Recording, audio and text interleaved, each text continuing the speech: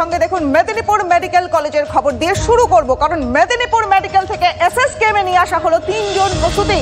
তারা 3 জনই তাদের অবস্থা সংকটজনক। 2 জনকে ক্রিটিক্যাল কেয়ার ইউনিট এবং 1 জনকে আইটিইউতে চিকিৎসাধীন। সে গতকাল রাতে ভর্তি করবার পর একাধিক পরীক্ষা করা হয়েছে এই প্রসূতিদের।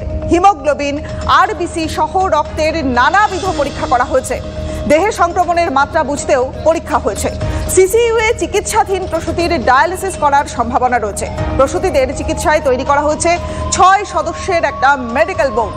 আজ ফের বৈঠকে ওই মেডিকেল বোর্ডে রয়েছেন সিসিইউ, অ্যানাস্থেসিস্ট, নেফ্রোলজি, স্ত্রীরোগ, মেডিসিনের চিকিৎসকরা।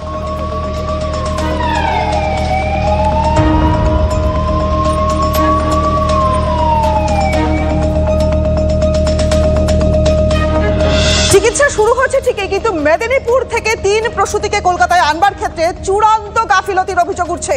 কোথায় নিয়ে যাওয়া হচ্ছে তা জানানোই হয়নি, দাবি করছে পরিবার। সিকিউরিটি তো ঢুকতে দেয়নি, ডাক্তারের সাথে কথা বলবো কি করে, সে তো ঢুকতে দেয়নি। না বলে না এখন যাওয়া যাবে না। ট্রান্সফার যে করছে সে যে কথা বলছে আমার মেয়েটা, যে ভর্তি করার পরে কি কি করলো জানিনি, বলতে পারবো না। সেই থেকে আমার মেয়েটা আর কথা বলে না। আর কদিন হলো বলো? ইঞ্জেকশন 3,500 টাকা করে কিনতে হয়েছে, কলকাতা থেকে আবার ব্লাড নিয়ে যেতে হয়েছে। আমরা যখন পেশেন্টটা তুলছি তখন পর্যন্ত আমাদেরকে বলেনি যে পেশেন্ট যাবে, ওখানে বলেনি। গাড়িতে উঠছে এই অ্যাম্বুলেন্সে, তাও বলেনি যে এই রুগীটা উঠবে, এরকমও বলে না।